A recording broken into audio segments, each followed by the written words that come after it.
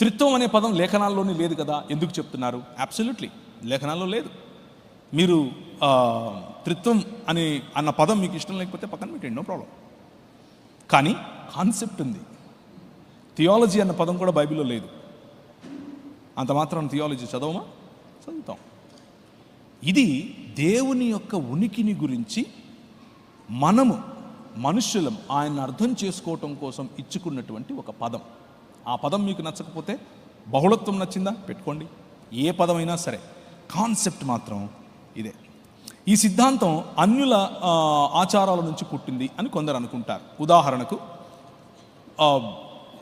హైందవ ఆచారంలో బ్రహ్మ విష్ణు మహేశ్వరులు ఉన్నారు కదా, ఆ విధంగా అని అనుకుంటారు. నో, అలా కాదు. అందులో సమానత లేదు.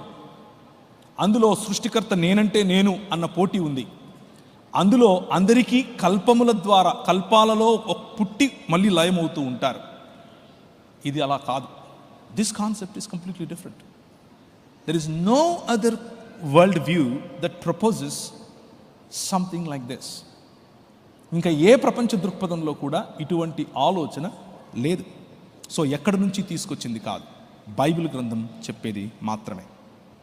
సంఘపితరులు ఈ సిద్ధాంతాన్ని నమ్మలేదు అని కొందరు అనుకుంటారు.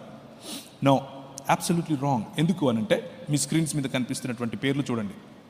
పర్పెటువా, ఐరేనియస్, టర్టూలియన్, ఓరెగన్, ఆగస్టిన్, ప్రతి ఒక్కరూ కూడా ఈ సిద్ధాంతాన్ని ప్రతిపాదించారు, నమ్మారు. జాన్, యోహాను యొక్క సహచరుడు, శిష్యుడు పాలికార్ప్ అనే ఆయన ఈ సిద్ధాంతాన్ని నమ్మాడు, ప్రకటించాడు. సో సంఘ మొదటి శతాబ్దపు సంఘ పితరులు, Justin the Martyr, he believed in the plurality of God. So ఇది సంఘంలో ఎవరూ లేకపోయినా కొత్తగా వచ్చి తీసుకొచ్చింది అని పొరపాటున అనుకున్నారు. కొంతమంది చెప్తూ ఉంటారు ఇది 4వ శతాబ్దంలో వచ్చింది, 5వ no, absolutely not. Right from the beginning ఇది అపోస్తలుల బోధ యొక్క ప్రధానమైన ఫౌండేషన్. సో ఒకవేళ అలాంటి అపోహ ఏదైనా ఉంటే గెట్ రిడ్ ఆఫ్ ఇట్. కొంతమంది ఇలా అంటూ ఉంటారు, తండ్రి అయిన దేవుడే లేకపోతే యేసుక్రీస్తే నీకును నాకును దేవుడైన తండ్రి అయిన దేవుడిని ప్రార్థించు అని చెప్పాడు కదా, మరి యేసు ప్రభువుకే దేవుడు ఉన్నాడు కదా, యేసు ప్రభువే తండ్రిని దేవా అని అంటూ ఉంటే ఈయన దేవుడు అంటారేంటి అని కొంతమంది అనుకుంటారు. ఇంతకుముందు నేను మీకు చూపించాను హెబ్రీయులకు రాసిన పత్రిక 1వ అధ్యాయంలో తండ్రి అయిన దేవుడే కుమారుణ్ణి దేవా అంటున్నాడు. మరేం చేద్దాం? ఒక మనిషి ఇంకొక మనిషిని మనిషి అని పిలిస్తే ఈ పిలిచిన మనిషి కాకుండా పోతాడా? నో. అలాగే ఒక వ్యక్తి, దేవునిలో ఉన్న ఒక వ్యక్తి ఇంకొక వ్యక్తిని దేవా అని పిలిస్తే పిలిచిన వ్యక్తి దేవుడు కాకుండా పోతాడా? No. That doesn't stand for logic, right? కీర్తనలు 110వ అధ్యాయం 1 నుంచి 5 వరకు చదివితే తండ్రి కుమారుణ్ణి దేవా అని పిలవటం మనం చూస్తాం. అదే హెబ్రీయులకు రాసిన పత్రికలో నుంచి నేను మీకు చూపించినటువంటి అంశం. ఇతర లేఖన సిద్ధాంతాలు, త్రిత్వం నమ్మకపోతే వచ్చే సమస్య, ఇతర లేఖన సిద్ధాంతాలపైన అన్నింటిపైన త్రిత్వం యొక్క ప్రభావం ఉంటుంది. ఉదాహరణకు ప్రత్యక్షత, పురాతన కాలము నుండి శాశ్వత కాలము ప్రత్యక్షమవుతూ వస్తున్నటువంటి యెహోవా దూతగా చెప్పబడినటువంటి, లేకపోతే ఆయన మాట్లాడగలిగే దేవుడని, నేను ఆ ఆది అన్నది పుట్టక ముందు నుంచి మాట్లాడుతున్నాను అని చెప్పటం, దేవునిలో బహుళత్వం లేకపోతే అది అసాధ్యం. ఎందుకు అనంటే ఏ సృష్టి లేనప్పుడు ఎవరితో మాట్లాడతాడు?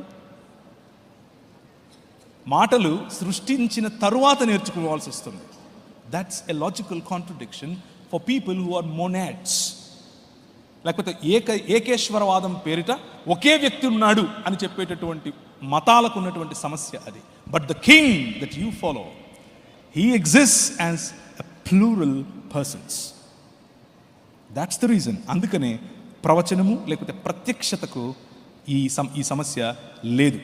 తాత్వికంగా ఆలోచిస్తే త్రియేక దేవుడు మాత్రమే లేఖనాలను సృష్టికి తెలియజేయగలుగుతాడు. ఎందుకు అనంటే ఆయనకు నేర్చుకోవాల్సిన అవసరం లేదు కాబట్టి, సృష్టించిన తరువాత మాట్లాడే ప్రయత్నం చేయాల్సిన అవసరం లేదు కాబట్టి.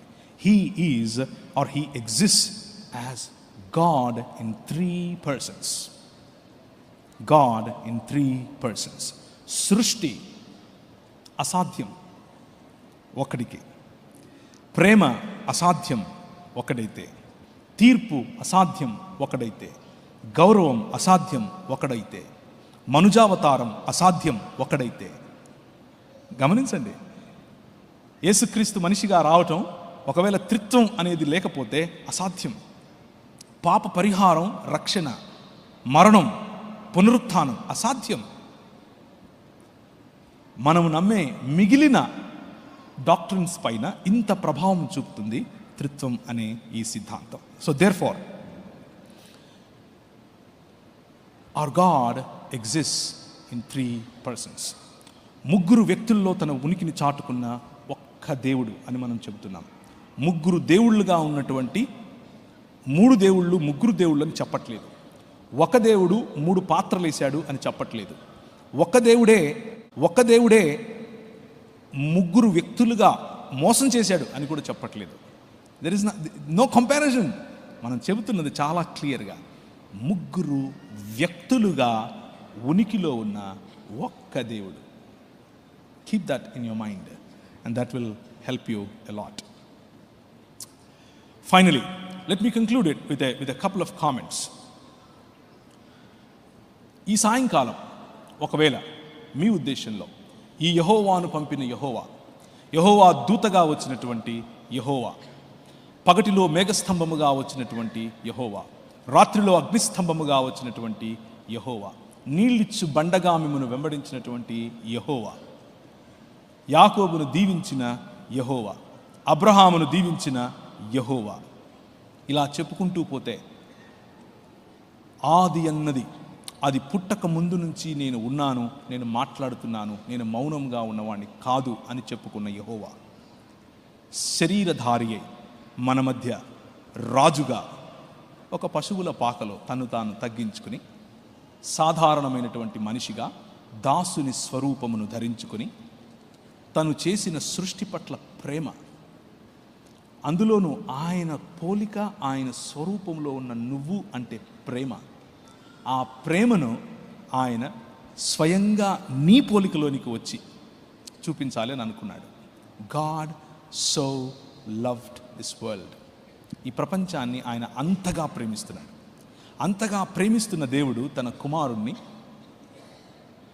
ఆది అన్నది పుట్టక ముందు నుంచి ఉన్న కుమారుణ్ణి, తనకు తోడుగా ఉన్న వాక్యమైన కుమారుణ్ణి, దేవుడైన వాక్యమైన తన కుమారుణ్ణి పంపించాడు.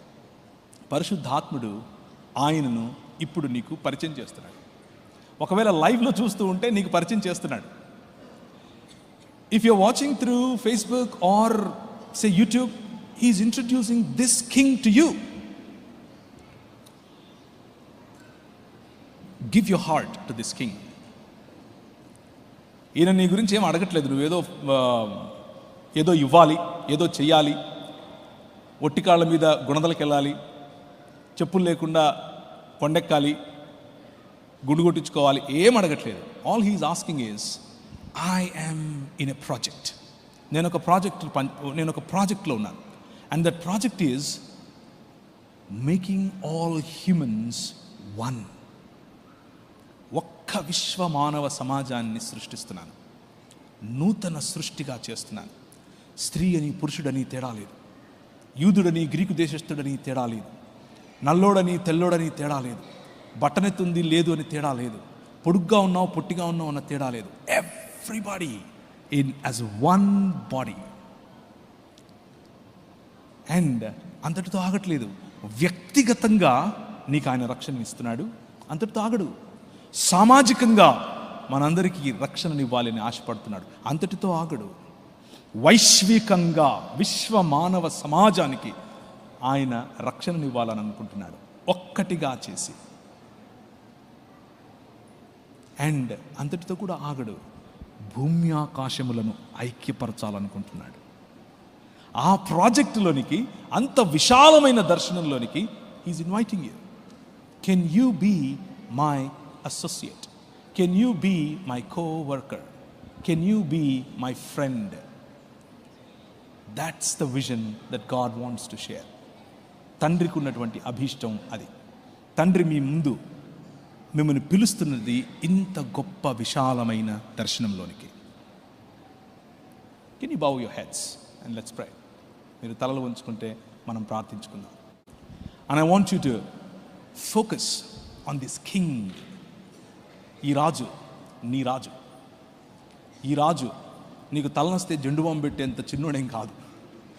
ఈ రాజు నీకు కాళ్ళు నొస్తున్నాయి అని అంటే నీ దగ్గరికి వచ్చేసి ఏదో దాన్ని నూనె పూసేవాడు కాదు. ఆయన ఏంటంటే తన పై వస్త్రం విప్పి ఒక బేసిన్ తీసుకుని నీళ్లు పోసి నీ దగ్గరికి వచ్చి నీ కాళ్ళు కడగనా అని అంటాడు.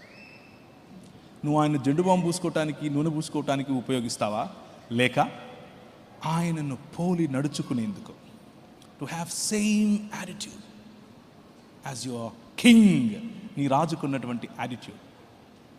ఆయన వస్తాడు. Just focus on him. ఒక 2 నిమిషాలు కళ్ళు మూసుకో, తలంచు, దేవుని చూడు, క్రీస్తును చూడు. ఈ రాజు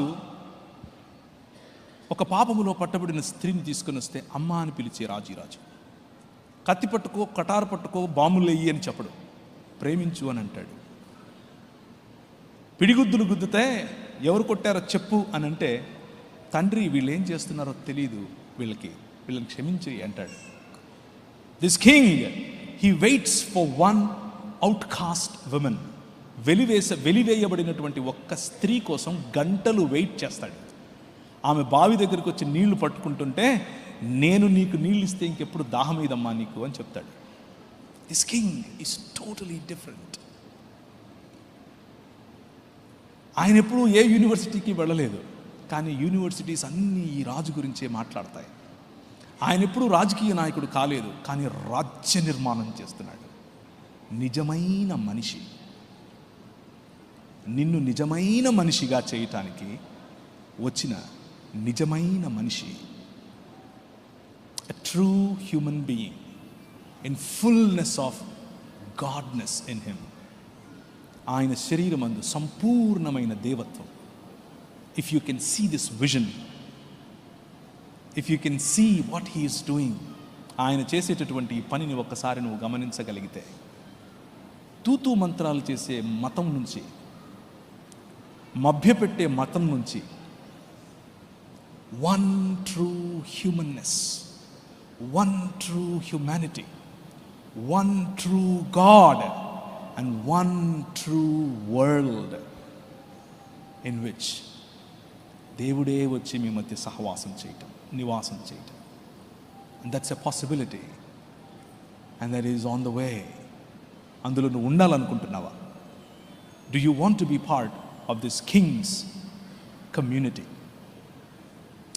కృపగల తండ్రి, మాతో మాట్లాడి మాకు కావలసినటువంటి నీ గురించిన